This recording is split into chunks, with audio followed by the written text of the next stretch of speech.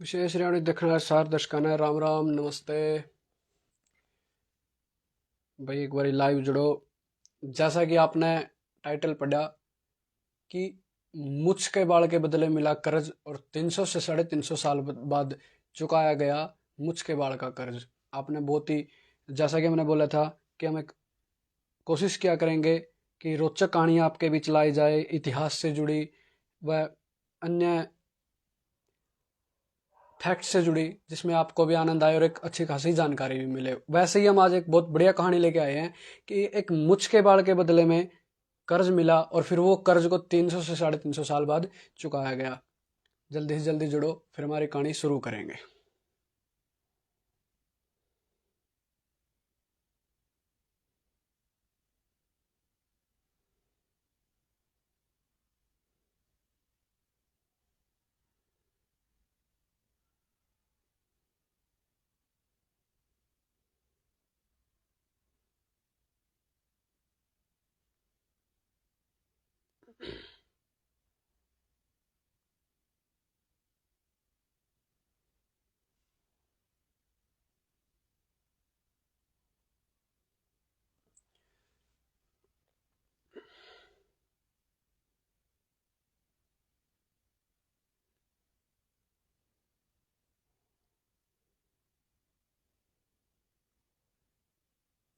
जी, करते हैं शुरू। भाई जो जो जुड़े एक बारी आवाज चेक कर लेते हैं। आवाज साफ है। जो जो जुड़े एक बारी वीडियो को साथ के साथ शेयर कर दें। बहुत ही रोचक जानकारी आपके बीच लेके आए हैं कि मुझ के बाल के बदले मिला कर्ज और 300 से 350 साल बाद चुकाया गया वो कर्ज। क्या है ऐसी कहानी? इतिहास के गर्भ से निकाल के एक बहुत ही रोचक कहानी लेके आए हैं कि आज किसी कीमती चीज के बदले जब हम कर्ज लेने जाते हैं तो उसमें बहुत सारी मुश्किल होती है, और एक ऐसा समय जब एक मुझ के बाल के बदले कर्ज मिला था। आप जरा अंदाजा लगाइए कि उस टाइम मुझ के बाल की क्या कीमत होगी जब मुझ के बाल के बदले कर्ज मिला हो। जी, ऐसे ही हम एक कहानी लेके आए हैं जो वीरों की भूमि रही है, इतिहास की भूमि रही है, राजपूतों की भूमि रही है, योद्धाओं की भूमि रही है, राजस्थान से। जी हाँ, इतना बड़ा साहसी कार्य और इतनी बड़ी रोचक जानकारी निकल के आई है। पहली जानकारी, पहली वीडियो में लेके आए हैं राजस्थान से। वो योद्धा, वो महान शख्सियत जिसके मुझ के बाल के बदले कर्ज मिला और उस कर्ज का जो बकाया चुकाया गया वो 300 से 350 साल बाद चुकाया गया, उसकी कहानी हम लेके आए हैं। ऐसे शख्स का नाम है बल्लू जी चंपावत, जो कि राजस्थान से संबंध रखते थे। राजा अमर सिंह के सहयोगी भी रहे हैं किसी समय। फिर कुछ समय बाद किन्हीं बातों पे मनमुटाव भी हो गया था, तो उन्हीं से जुड़ी हुई एक बात है बिल्लू जी चंपावत की। शुरू करते हैं कि कैसे बिल्लू जी चंपावत को मुझ के बाल के बदले कर्ज मिला और फिर 300 से 350 साल बाद वो कर्ज चुकाया गया। जी, आपने बिल्कुल सुना। बिल्लू जी चंपावत एक राजस्थान के इतिहास में योद्धा के तौर पर, मातृभूमि के रक्षक के तौर पर, रॉबिनहुड के तौर पर पढ़ाए जाते हैं, याद किए जाते हैं। वैसे तो बिल्लू जी चंपावत की जिंदगी से जुड़े बहुत सारे ऐसे किस्से हैं जो मैं आपको आगे आने वाले समय में, आने वाले लाइव सेशन में लेके आएंगे। पर आज का जो सबसे रोचक किस्सा में लगा वो बिल्लू जी चंपावत की मुझ के बाल का जो कर्ज लेना और फिर उस कर्ज को चुकाने का लगा। आपको ज्यादा लंबा नहीं लेंगे, शुरुआत करते हैं। ऐसा बताया जाता है कि बिल्लू जी चंपावत उन सेठों के या फिर उन सूदखोरों के घर में डाका डालते थे जो गरीबों को नाजायज परेशान करते थे, गरीबों का धन नाजायज लूटते थे। उन्हीं से जुड़ा एक किस्सा है। माना जाता है कि बिल्लू जी चंपावत रात को जब निकलते थे तो बड़े बड़े सेठ अपने डर के मारे घर में बिल में चूहे की तरह छुप जाते थे। वो बिल्लू जी चंपावत जो अमीरों से धन लूटकर गरीबों में बांट दिया करते थे। उन्होंने, उनका एक असूल था कि कभी भी एक भी पैसा अपने घर नहीं लेके जाते थे। ऐसे थे बिल्लू जी चंपावत। एक बार की बात है जब बिल्लू जी चंपावत एक रॉबिनहुड बन के उभरे थे गरीबों के लिए, लाचारों के लिए। एक बार की बात है कि बिल्लू जी चंपावत की लड़की शादी के लायक हो जाती है, रिश्ता हो जाता है और शादी के लिए आवश्यकता पड़ती है पैसों की। एक बार की बात है जब बिल्लू जी चंपावत, आपको बता दें कि जब बिल्लू जी चंपावत को पैसों की जरूरत पड़ी तो ऐसा माना जाता है कि एक कुचामन नाम की जगह होती थी राजस्थान में, वहां के एक सेठ के पास जो बिल्लू जी चंपावत है वो रात को पहुंचते हैं और दरवाजा खटखटा के बोलते हैं कि दरवाजा खोल लो। सेठ बोलता है भाई कौन है? तो बिल्लू जी चंपावत बोलते हैं दरवाजा खोल, मैं बिल्लू जी चंपावत हूं। सेठ डर जाता है। सेठ डर जाता है कि आधी रात को बिल्लू चंपावत आया है तो जरूर उसके घर में डाका पड़ गया है। डर के मारे सेठ कहता है कि अभी ये समय नहीं है गेट खोलने का, माफ कर दीजिए अगर हमसे कोई गलती हुई है। बिल्लू जी चंपावत कहते हैं कि सेठ डरो मत, मैं किसी तरीके की चोरी या किसी तरीके का डाका डालने नहीं आया, आज मेरे को तेरी जरूरत है, दरवाजा खोल। सेठ थोड़ा सा डर से निकलता है, पूछता है कि क्या जरूरत है आपको मेरी? तो बिल्लू जी चंपावत कहते हैं कि मेरे को आपसे उधार लेना है। सेठ थोड़े सा हौसले में आता है, सेठ दरवाजा खोलता है कि बोलिए क्या सेवा कर सकते हैं। बिल्लू जी चंपावत कहते हैं कि जैसा कि सेठ तेरे को पता है मैं डाका जरूर डालता हूं पर कभी भी एक भी पैसा अपने स्वयं के यूज के प्रयोग में नहीं लेके आता। मेरी बेटी की शादी है, मेरे को पैसे की जरूरत है। तो सेठ थोड़ा हौसले में आता है। सेठ आगे से बोलता है कि कर्ज लेने के लिए, उधार लेने के लिए कुछ ना कुछ चीज गिरवी रखनी जरूरी है, जो कि कर्ज का एक असूल है, नियम है। बिल्लू जी चंपावत कहते हैं कि मेरे पास अगर कोई चीज गिरवी रखने के लिए होती तो मैं आपसे उधार मांगने क्यों आता? तो सेठ बोलता है कि ये तो गिरवी का या ये उधार का एक नियम है जो आपको पूरा करना पड़ेगा।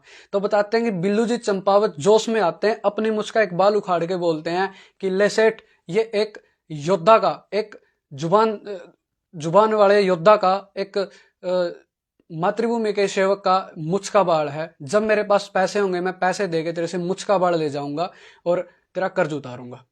ऐसा बताते हैं कि सेठ मुझ के बदले में बिल्लू जी चंपावत को उधार या जो पैसे की आवश्यकता होती है वो पैसे दे देते हैं।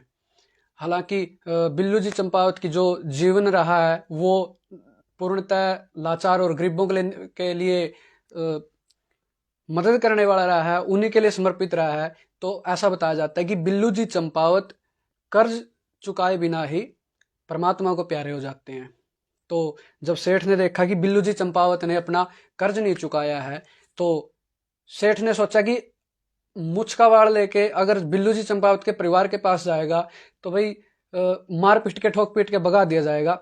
इसलिए सेठ क्या करता है, बिल्लू जी चंपावत के मुझ के बाल को चांदी की डब्बी में रख के अपना जो कोठी थी, अपना जो घर था, उसके एक दीवार में चिणवा देता है।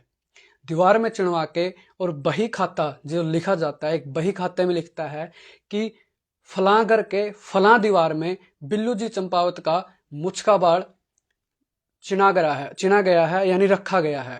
और बिल्लू जी चंपावत ने मेरे से इतने पैसे लिए हैं, अगर बिल्लू जी चंपावत पैसा चुकाता है ब्याज समेत तो ये मुझ का बाल बिल्लू जी चंपावत के परिवार के सदस्य को दे दिया जाए। तो भी आप यहाँ तक पहुंच चुके हो, अगर आपको बढ़िया लग रही है बिल्लू जी चंपावत की कहानी तो वीडियो शेयर कर दो। बहुत कम बंदे जुड़े हुए हैं, वीडियो शेयर करो ताकि हम और अच्छा प्रयास करें। आप एक बार एक शेयर करके और एक लाइक करके हमें हौसला दे सकते हो। ज़्यादा लंबी रिक्वेस्ट नहीं, सिर्फ एक रिक्वेस्ट है, एक लाइक और एक शेयर, ठीक है? तो ऐसा करके तो सेठ मुझ के बाल को चिनवा के और बही में लिख के बताते हैं कि बंबई शिफ्ट हो जाता है, अपने परिवार को लेके बंबई चला जाता है और वो बही खाता, वो मुझ का बाल वहीं रह जाता है। बताते हैं कि समय बीतता गया, 1947 में भारत आज़ाद हो जाता है। भारत आज़ाद होने के बाद कई पीढ़ियां बीत जाती हैं जब, तो सेठ का कोई पोता, सेठ की पीढ़ी में से कोई बच्चा पोता सोचता है कि वे क्यों ना पुश्तैनी घर में जाया जाए, देखा जाए कि किस समय में कैसे कैसी क्या चीजें होती थी। बताते हैं जब पोता पहुंचता है, जाके देखता है तो वहाँ पे पेज वगैरह, बही खाते वगैरह खोलता है, देखता है कि एक बही में लिखा हुआ है कि फलानी दीवार में बिल्लू जी चंपावत के मुझ का बाल चिना हुआ है। अगर किसी को यह मिलता है तो बिल्लू जी चंपावत के परिवार को तब लौटाया जाए अगर बिल्लू जी चंपावत मेरा जो पैसा है वो ब्याज में देते हैं। तो जो सेठ का पोता होता है आज़ादी के बाद जब वो जाके बाढ़ देखता है तो वो बाढ़ लेके वो बिल्लू जी चंपावत की जो उस समय की पीढ़ियाँ थी उनके पास जाता है कि ये देखिए ऐसा ऐसा एक बही खाता है, मेरे जो दादा परदादा ने लिखा था, और ऐसे ऐसे मेरे को पैसे लेने हैं आपसे।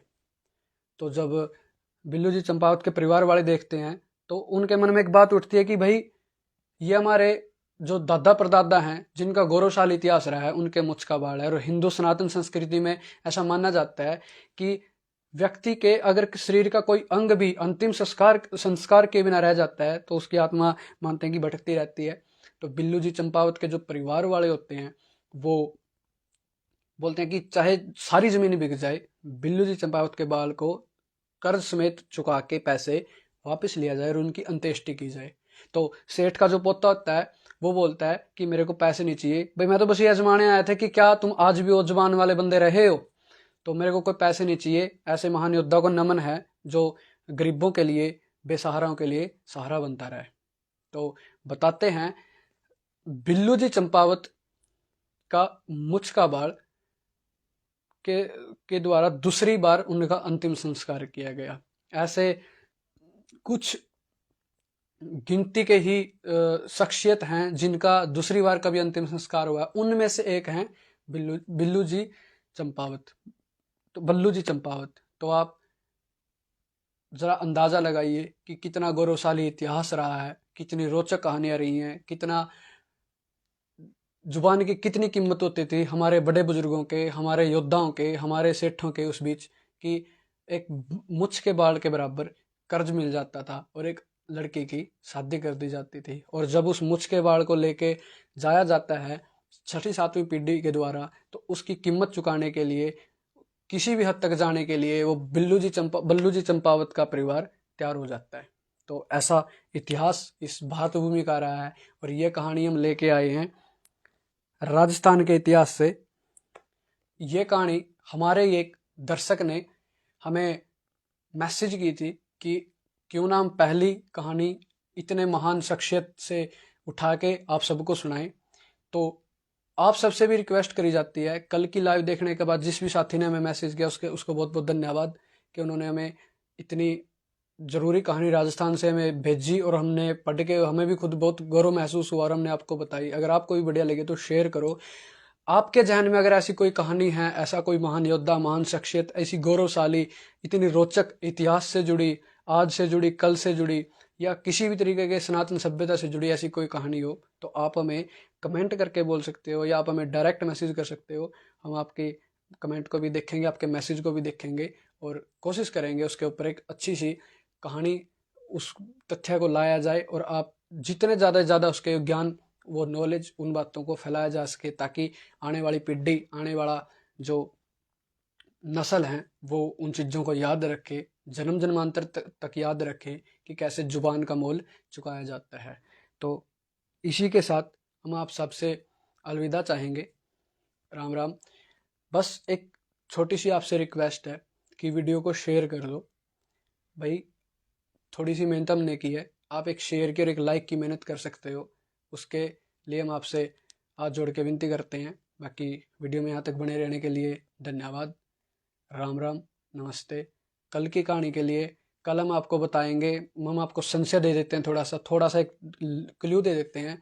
कल हम एक कहानी लेके आएंगे, वो मैं अपनी तरफ से लेके आऊँगा। अगर आप में से कोई मेरे को बता देगा कि भाई आप ये कहानी सुनाए तो हम वो आपको जरूर देंगे, कल ही सुनाएंगे। पर कल एक कहानी आने वाली है कि कैसे एक बेटी ने, इकलौती बेटी के समान वो बेटी थी, चंद पैसों के मुंह में आके और एक अच्छे बड़े परिवार से वो कहानी संबंध रखती है, अपने पिता का कत्ल कर देती है, अपने संबंधियों का कत्ल कर देती है। ऐसी एक रूह कांप देने वाली कहानी हम लेके आ रहे हैं बहुत जल्द, कल या परसों में आपके बीच लेके आएंगे।